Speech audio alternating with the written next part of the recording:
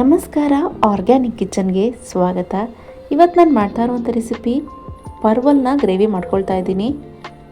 ಈ ಪರ್ವಲ್ ಅಂತ ಹೇಳಿದ್ರೆ ಏನಿದು ಹೊಸ ಥರ ಇದೆಯಲ್ಲ ಅಂಥೇಳಿ ಅಂದ್ಕೋಬೇಡಿ. ಇದನ್ನು ತುಂಬ ಜನ ನೋಡಿರ್ಲಿಕ್ಕೆ ಸಾಧ್ಯ ಇಲ್ಲ. ಇದನ್ನು ಇಂಗ್ಲೀಷ್ನಲ್ಲಿ ಪಾಯಿಂಟೆಡ್ ಗಾರ್ಡ್ ಅಂತಲೂ ಕರೀತಾರೆ ಅಥವಾ ಪೊಟಾಲ ಅಂತಲೂ ಕೂಡ ಕರೀತಾರೆ. ಇದು ತಿನ್ಲಿಕ್ಕೆ ತುಂಬ ಚೆನ್ನಾಗಿರುತ್ತೆ. ಏನೋ ಒಂಥರ ಡಿಫ್ರೆಂಟಾಗಿರುತ್ತೆ ಈ ವೆಜಿಟೇಬಲ್ನಲ್ಲಿ ಟೇಸ್ಟು. ಈ ವೆಜಿಟೇಬಲ್ ಸಿಕ್ಕಿದ್ರೆ ನಿಮಗೆ ಮರಿತೇನೆ ಒಂದ್ಸರಿ ಈ ಥರ ಗ್ರೇವಿನ ಟ್ರೈ ಮಾಡಿ, ಚೆನ್ನಾಗಾಗತ್ತೆ. ಚಪಾತಿ ಜೊತೆಗೆ ಅನ್ನದ ಜೊತೆಗೆ ಚೆನ್ನಾಗಿರುತ್ತೆ ಕಾಂಬಿನೇಷನ್ ಇದು. ಬನ್ನಿ ಹೇಗೆ ಮಾಡೋದು ಅಂಥೇಳಿ ನೋಡೋಣ. ಪರ್ವಲ್ ನೋಡಲಿಕ್ಕೆ ಈ ರೀತಿ ಇರುತ್ತೆ. ಸೇಮ್ ತೊಂಡೆಕಾಯಿ ಥರನೇ ಇರುತ್ತೆ, ಬಟ್ ಸ್ವಲ್ಪ ಇದು ದೊಡ್ಡದಾಗಿರುತ್ತೆ ಅಷ್ಟೇ. ಇದರ ತುದಿಯನ್ನು ಕಟ್ ಮಾಡಿ ಇದರ ಮೇಲ್ಗಡೆ ಇರುವಂತಹ ಭಾಗವನ್ನು ಮಾತ್ರ ಈ ರೀತಿ ಚಾಕುವಿನ ಸಹಾಯದಿಂದ ತೆಗಿಬೇಕು. ಈ ಪರ್ವಲ್ನಲ್ಲಿ ಹೆಚ್ಚಿನ antioxidants, vitamins A, B, C ಹಾಗೆಯೇ ಹೆಚ್ಚಿನ ಫೈಬರ್ ಇರೋದ್ರಿಂದ ಇದು ನಮ್ಮ ಆರೋಗ್ಯಕ್ಕೆ ಉಪಯೋಗಕಾರಿ ತರಕಾರಿ ಅಂತಲೇ ಹೇಳ್ಬೋದು. ಯಾಕೆ ಅಂತ ಹೇಳಿದ್ರೆ ನಮಗೆ ವಯಸ್ಸಾಗ್ತಾ ಆಗ್ತಾ ಮುಖದಲ್ಲಿ ರಿಂಕಲ್ಸ್ ಬರುತ್ತೆ. ಈ ತರಕಾರಿ ಬಳಸೋದ್ರಿಂದ ನಮಗೆ ವಯಸ್ಸಾಗೋಕ್ಕೂ ಮುಂಚೆಯೇ ಮುಖದಲ್ಲಿ ಬರುವಂಥ ರಿಂಕಲ್ಸ್ನ ಕಡಿಮೆ ಮಾಡುತ್ತೆ, ಹಾಗೆ ಬೇಗ ಬರದೇ ಇರೋ ರೀತಿ ನೋಡ್ಕೊಳ್ಳುತ್ತೆ. ಹಾಗೆಯೇ ಇದು ನಮ್ಮ ಸ್ಕಿನ್ ಹಾಗೆಯೇ ಹೇರ್ ಹೆಲ್ತಿಯಾಗಿ ಇಟ್ಕೊಳ್ಳಿಕ್ಕೂ ಸಹ ಹೆಲ್ಪ್ ಮಾಡುತ್ತೆ. ಹಾಗೆಯೇ ಹೇರ್ ಗ್ರೋತ್ ಆಗಲಿಕ್ಕೂ ಸಹ ಹೆಲ್ಪ್ ಮಾಡುತ್ತೆ. ವೆಯ್ಟ್ ಲಾಸ್ ಮಾಡಲಿಕ್ಕೂ ಕೂಡ ಹೆಲ್ಪ್ ಮಾಡುತ್ತೆ. ಬ್ಯಾಡ್ ಕೊಲೆಸ್ಟ್ರಾಲ್ನ ಕಂಟ್ರೋಲ್ ಮಾಡುತ್ತೆ. ನಮ್ಮ ಇಮ್ಯುನಿಟಿನ ಬೂಸ್ಟ್ ಮಾಡುತ್ತೆ. ಬ್ಲಡ್ ಶುಗರ್ನ ಕಂಟ್ರೋಲ್ ಮಾಡುತ್ತೆ ಅಂತಲೇ ಹೇಳ್ಬೋದು. ಹಾಗೆಯೇ ನಮ್ಮ ದೇಹದಲ್ಲಿರುವಂತಹ ಬ್ಲಡ್ನ ನ್ಯಾಚುರಲಾಗಿ ಪ್ಯೂರಿಫೈ ಮಾಡುತ್ತೆ. ಜಾಂಡೀಸಿಗೆ ಒಳ್ಳೆಯ ಔಷಧಿ ಅಂತಲೇ ಹೇಳ್ಬೋದು ಈ ತರಕಾರಿ. ಮತ್ತು ಡೈಜೆಷನ್ ಆಗೋಕ್ಕೂ ಕೂಡ ಈ ತರಕಾರಿ ಹೆಲ್ಪ್ ಮಾಡುತ್ತೆ. ಹಾಗಾಗಿ ಈ ತರಕಾರಿ ನಿಮಗೆಲ್ಲಾದರೂ ಸಿಕ್ಕಿದ್ರೆ ಮಿಸ್ ಮಾಡ್ದೇ ಒಂದು ಸಾರಿ ತರಕಾರಿನ ಬಳಸ್ಕೊಳ್ಳಿ. ಇದನ್ನು ನೋಡಲಿಕ್ಕೆ ನೀವು ಕಟ್ ಮಾಡಿದಾಗ ಹಾಗಲಕಾಯಿ ಥರನೇ ಇರುತ್ತೆ. ಒಳಗಡೆಯ ಬೀಜಗಳು ಸಹ ಅದೇ ರೀತಿಯೇ ಇರುತ್ತೆ. ತುಂಬ ಎಳೆದಾಗಿದ್ದರೆ ಬಳಸ್ಕೊಳ್ಳಿ, ಬಲ್ತಿದ್ರೆ ಆ ಬೀಜನ ತೆಗೆದು ನಂತರ ಬಳಸ್ಕೊಳ್ಳಿ. ಈ ರೀತಿ ಕಟ್ ಮಾಡಿಕೊಂಡು ನಾನು ಅರ್ಧ ಕಟ್ ಮಾಡ್ಕೊಳ್ತಿದ್ದೀನಿ. ನೀವು ಬೇಕಾದರೆ ಇದನ್ನು ಎಣ್ಣೆ ಬದನೆಕಾಯಿ ಮಾಡ್ಕೊಳ್ತೀವಲ್ವ, 4 ಭಾಗವಾಗಿ ಕಟ್ ಮಾಡಿಕೊಂಡು ಒಳಗಡೆ ಮಸಾಲೆ ತುಂಬಿ ಕೂಡ ಎಣ್ಣೆನಲ್ಲಿ ಹಾಕಿ ಫ್ರೈ ಮಾಡ್ಕೊಳ್ಬೋದು. ಅಂದರೆ ಡೀಪ್ ಫ್ರೈ ಅಲ್ಲ, ಸ್ವಲ್ಪ ಆಯಿಲ್ನ ಬಳಸೇನೆ ಇದರೊಳಗಡೆ ಮಸಾಲೆ ತುಂಬಿ ಶಾಲೋ ಫ್ರೈ ಥರ ಮಾಡ್ಕೊಳ್ಬೋದು, ಚೆನ್ನಾಗಾಗತ್ತೆ. ನಾನಿವತ್ತು ಗ್ರೇವಿ ಥರ ಮಾಡ್ಕೊಳ್ತಿದ್ದೀನಿ. ಆಲೂಗೆಡ್ಡೆನೂ ಸಹ ಬಳಸ್ಕೊಂಡು ಇದ್ರ ಜೊತೆಗೆ ಆಲೂಗಡ್ಡೆ ಹಾಕ್ಕೊಂಡ್ರೆ ಕಾಂಬಿನೇಷನ್ ಚೆನ್ನಾಗಿರುತ್ತೆ. ಹಾಗಾಗಿ ಚಪಾತಿ ಜೊತೆಗೆ ಅನ್ನದ ಜೊತೆಗೆ ಚೆನ್ನಾಗಿರುತ್ತೆ ಇದು. ಹೆಚ್ಚಿನ ಮಸಾಲೆ ಏನೂ ಇಲ್ಲ, ಕಡಿಮೆ ಮಸಾಲೆಯಲ್ಲೇ ಆರಾಮಾಗಿ ಈ ಗ್ರೇವಿ ಆಗುತ್ತೆ. ಮೊದಲಿಗೆ ಕಡಾಯಿಗೆ ಎಣ್ಣೆ ಹಾಕ್ಕೊಂಡು ಕಟ್ ಮಾಡ್ಕೊಂಡಿರುವಂಥ ಇವಾಗ ಪರ್ವಲ್ನ ಹಾಕ್ಕೊಳ್ಬೇಕು. ಹಾಕ್ಕೊಂಡು ಒಂದು 4ರಿಂದ 5 ನಿಮಿಷ ಇದನ್ನು ಮೀಡಿಯಮ್ ಫ್ಲೇಮ್ನಲ್ಲಿ ಫ್ರೈ ಮಾಡ್ಕೊಳ್ಬೇಕು. ಇದು ಬೇಗ ಬೇಯೋದಿಲ್ಲ, ಹಾಗಾಗಿ ಒಂದು ಸಾರಿ ಈ ರೀತಿ ಎಣ್ಣೆಯಲ್ಲಿ ಫ್ರೈ ಮಾಡಿಕೊಂಡು ಮಸಾಲೆ ಜೊತೆಗೆ ಹಾಕೋದ್ರಿಂದ ಬೇಗ ಬೇಯುತ್ತೆ.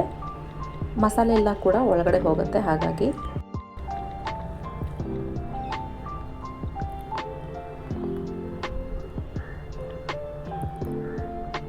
ಇದೇನೋ ಒಂಥರ ಡಿಫ್ರೆಂಟ್ ಆಗಿರುತ್ತೆ ಟೇಸ್ಟ್. ಇದು ನಿಮಗೆ ಒಂದು ಸಾರಿ ತರಕಾರಿನ ಮಿಸ್ ಮಾಡದೆ ಸಿಕ್ಕಿದ್ರೆ ಬಳಸ್ಕೊಳ್ಳಿ. ಆರೋಗ್ಯಕ್ಕೂ ಒಳ್ಳೆಯದು, ಟೇಸ್ಟ್ ಸಹ ಚೆನ್ನಾಗಿರುತ್ತೆ. ಒಂದು ಡಿಫ್ರೆಂಟಾಗಿ ಒಂದು ತರಕಾರಿನ ಸಹ ತಿಂದಂಗೆ ಆಗುತ್ತೆ.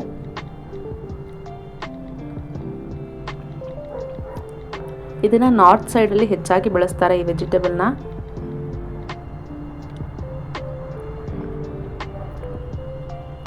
ಒಂದು 4ರಿಂದ 5 ನಿಮಿಷ ಇದನ್ನು ಈ ರೀತಿ ಫ್ರೈ ಮಾಡ್ಕೊಳ್ಬೇಕು. ಒಂದು ಅರ್ಧ ಆದರೂ ಬೆಂದಿರಬೇಕಿದು. ಇದಾದಮೇಲೆ ನಾನು ಆಲೂಗೆಡ್ಡೆನೂ ಸಹ ಕಟ್ ಮಾಡಿ ಇಟ್ಕೊಂಡಿದ್ದೀನಿ ಇದೇ ಸೈಜ್ನಲ್ಲಿ. ಅದನ್ನು ಸಹ ಹಾಕಿ ಅದನ್ನು ಸಹ ಒಂದು 3ರಿಂದ 4 ನಿಮಿಷ ಮೀಡಿಯಮ್ ಫ್ಲೇಮ್ನಲ್ಲಿ ಫ್ರೈ ಮಾಡ್ಕೊಳ್ತೀನಿ.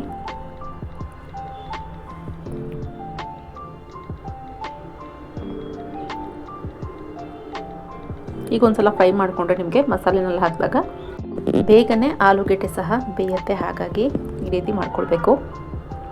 ಇದಾದಮೇಲೆ ಇವಾಗ ಇದಕ್ಕೆ ಮಸಾಲೆ ರೆಡಿ ಮಾಡ್ಕೊಂಬರೋಣ. ಇದಾಗ್ತಾ ಇರಲಿ. ನಾನಿಲ್ಲಿ 1 ಸ್ಪೂನ್ ಆಗುವಷ್ಟು ಗಸಗಸೆ ಹಾಗೆಯೇ ಒಂದು 5ರಿಂದ 6 ಗೋಡಂಬಿನ ನೆನೆ ಹಾಕ್ಕೊಳ್ತಾ ಇದ್ದೀನಿ. ಇಲ್ಲಿ ಗಸಗಸೆ ಈ ಗ್ರೇವಿನಲ್ಲಿ ತುಂಬ ಟೇಸ್ಟ್ ಕೊಡುತ್ತೆ, ಹಾಗಾಗಿ ಮಿಸ್ ಮಾಡದೆ ಗಸಗಸೆನ ಬಳಸ್ಕೊಳ್ಳಿ. ಇದನ್ನು ನೆನೆ ಹಾಕ್ಕೊಳ್ಬೇಕು ಒಂದು ಅರ್ಧ ಗಂಟೆ. ಅವಾಗವರೆಗೆ ನಾನಿಲ್ಲಿ ಮಸಾಲೆ ರೆಡಿ ಮಾಡ್ಕೊಳ್ತೀನಿ. ಒಂದು ಸ್ವಲ್ಪ ಶುಂಠಿ, ಒಂದು ಸ್ವಲ್ಪ ಬೆಳ್ಳುಳ್ಳಿ, ಹಾಗೆಯೇ ಒಂದು 2ರಿಂದ 3 ಮೀಡಿಯಮ್ ಸೈಜಿನ ಈರುಳ್ಳಿನ ಬಳಸ್ಕೊಳ್ತಾ ಇದ್ದೀನಿ. ಇದು 3ಅನ್ನು ಗ್ರೈಂಡ್ ಮಾಡ್ಕೊಂಡು ಬರಬೇಕು ಸಣ್ಣದಾಗಿ.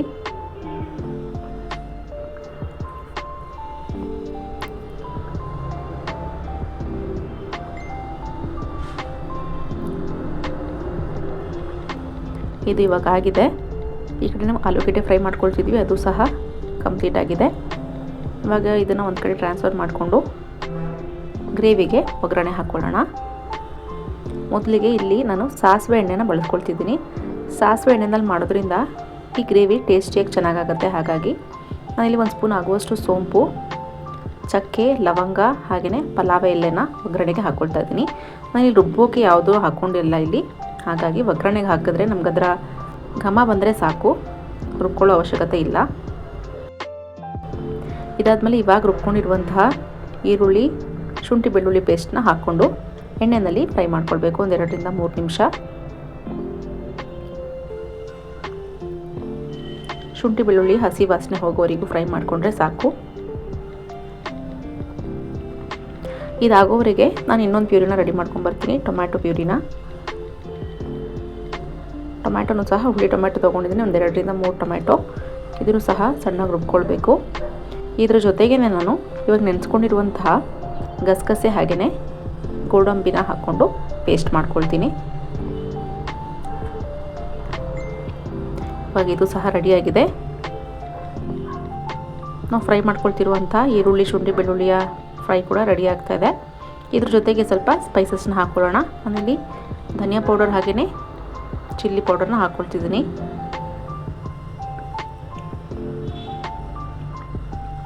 ಎರಡನ್ನೂ ಹಾಕಿ ಎಣ್ಣೆನಲ್ಲೇ ಒಂದು 2 ನಿಮಿಷ ಫ್ರೈ ಮಾಡ್ಕೊಳ್ಳೋಣ. ಇದಾದಮೇಲೆ ಇದಕ್ಕೆ ಇವಾಗ ರುಬ್ಕೊಂಡಿರುವಂತಹ ಟೊಮ್ಯಾಟೊ ಪ್ಯೂರಿನ ಹಾಕ್ಕೊಳ್ಬೇಕು.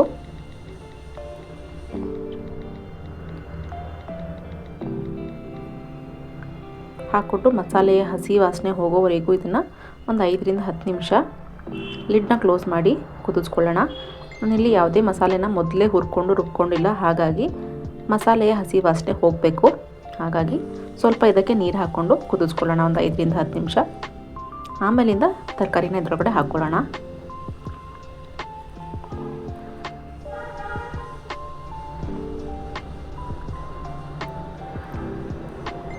ನಾವು ಗೋಡಂಬಿ ಹಾಗೆಯೇ ಗಸಗಸೆ ಹಾಕೋದ್ರಿಂದ ಈ ಗ್ರೇವಿನಲ್ಲಿ ಟೇಸ್ಟ್ ಏನು ಅಂದ್ರೆ ಬೇರೆ ಥರ ಇರುತ್ತೆ.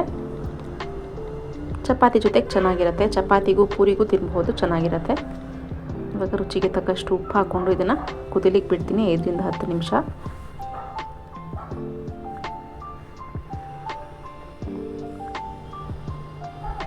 ಇದಾದಮೇಲೆ ಇವಾಗ ನಾವು ಆಲ್ರೆಡಿ ಫ್ರೈ ಮಾಡ್ಕೊಂಡಿರುವಂತಹ ಪರ್ವಲ್ ಹಾಗೆಯೇ ಆಲೂಗಡ್ಡೆನ ಹಾಕ್ಕೊಂಡು ಒಂದು 10 ನಿಮಿಷ ಕುದಿಲಿಕ್ಕೆ ಬಿಡೋಣ. ಈ ತರಕಾರಿ ಒಳಗಡೆ ಎಲ್ಲ ಮಸಾಲೆ ಹೋಗಬೇಕು. ಸ್ವಲ್ಪ ನೀರು ಹಾಕ್ಕೊಂಡು ಕುದಿಲಿಕ್ಕೆ ಬಿಡೋಣ. ನಿಮಗೆ ಕನ್ಸಿಸ್ಟೆನ್ಸಿ ಯಾವ ಥರ ಬೇಕೋ ಆ ರೀತಿ ಮಾಡ್ಕೊಳ್ಳಿ. ಪೂರ್ತಿ ನೀರಾಗಬೇಕು ಅಂದರೆ ನೀರು ಥರ, ಅಥವಾ ಗಟ್ಟಿಯಾಗಿ ಗ್ರೇವಿ ಥರ ಬೇಕು ಅಂತ ಹೇಳಿದ್ರೆ ಆ ರೀತಿನಾದರೂ ಮಾಡ್ಕೊಳ್ಬಹುದು.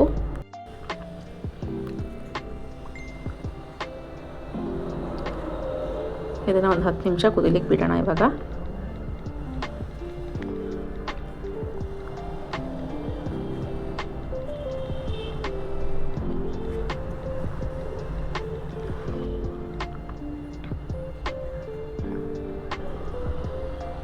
ಇದು ನಿಮಗೆ ತುಂಬ ಲೇಟ್ ಆಗುತ್ತೆ ಅಂತ ಹೇಳಿ ಅನಿಸಿದ್ರೆ ನೀವು ಬೇಕಾದರೆ ಕುಕ್ಕರ್ನಲ್ಲಿ ಹಾಕ್ಕೊಂಡು ಒಂದು ವಿಷಲ್ನ ಮಾಡಿಸ್ಕೊಳ್ಬೋದು, ಬೇಗನೆ ಆಗುತ್ತೆ.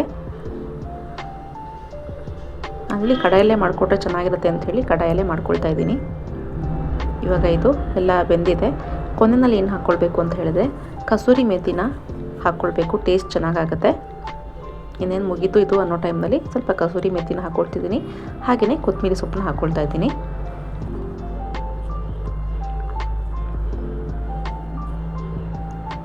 ಇದೆರಡು ಹಾಕಿ ಮಿಕ್ಸ್ ಮಾಡಿಕೊಂಡು ಫ್ಲೇಮ್ನ ಆಫ್ ಮಾಡಿಕೊಂಡ್ರೆ ಪರ್ವಲ್ನ ಗ್ರೇವಿ ನಿಮಗೆ ರೆಡಿ ಆಗುತ್ತೆ.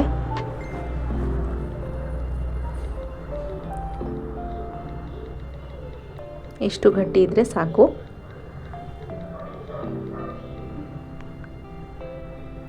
ನಾನು ಇದ್ರ ಜೊತೆಗೆ ಇವತ್ತು ಚಪಾತಿ ಮಾಡ್ಕೊಂಡಿದ್ದೆ.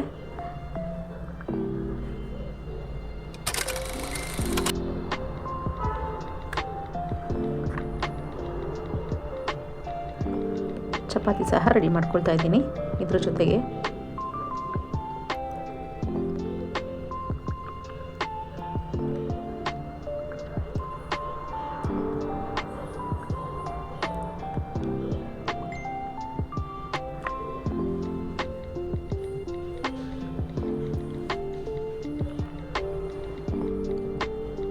ಚಪಾತಿ, ರೊಟ್ಟಿ, ದೋಸೆ, ಇಡ್ಲಿ, ಅನ್ನಕ್ಕೆ ಎಲ್ಲದಕ್ಕೂ ತಿನ್ಬಹುದು. ಟೇಸ್ಟಿಯಾಗಿರುತ್ತೆ.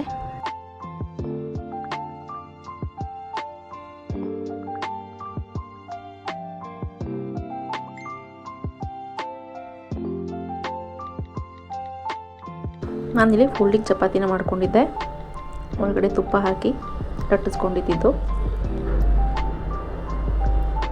ಉಬ್ಬಿ ಬರೋದ್ರಿಂದ ಸಾಫ್ಟಾಗಿ ಚೆನ್ನಾಗಾಗತ್ತೆ ಚಪಾತಿ ಗ್ರೇವಿ ಜೊತೆಗೆ.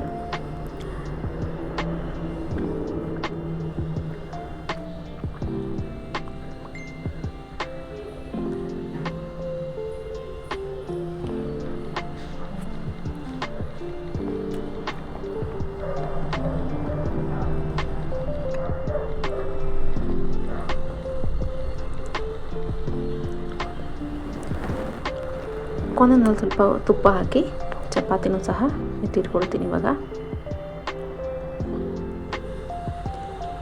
ಇವತ್ತಿನ ನಮ್ಮ ಮಧ್ಯಾಹ್ನದ ಊಟಕ್ಕೆ ಪರ್ವಾಲ್ನ ಗ್ರೇವಿ ಹಾಗೆಯೇ ಚಪಾತಿ ಹಾಗೂ ವೈಟ್ ರೈಸ್ ಎರಡೂ ಕೂಡ ಸರ್ವ್ ಮಾಡ್ಕೊಳ್ತಾ ಇದ್ದೀನಿ. ಸರ್ವ್ ಮಾಡ್ಕೊಳ್ಳೋಣ.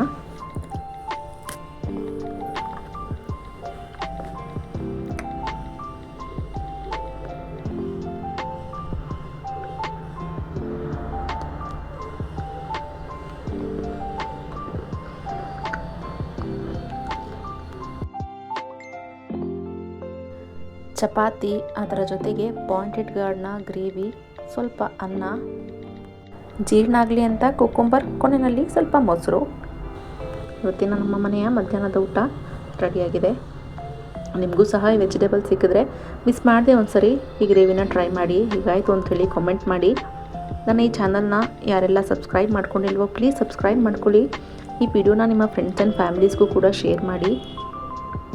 ನನ್ನ ವೀಡಿಯೋಸ್ಗೆ ಕಾಮೆಂಟ್ ಹಾಗೂ ಲೈಕ್ ಮಾಡಿ. Thank you.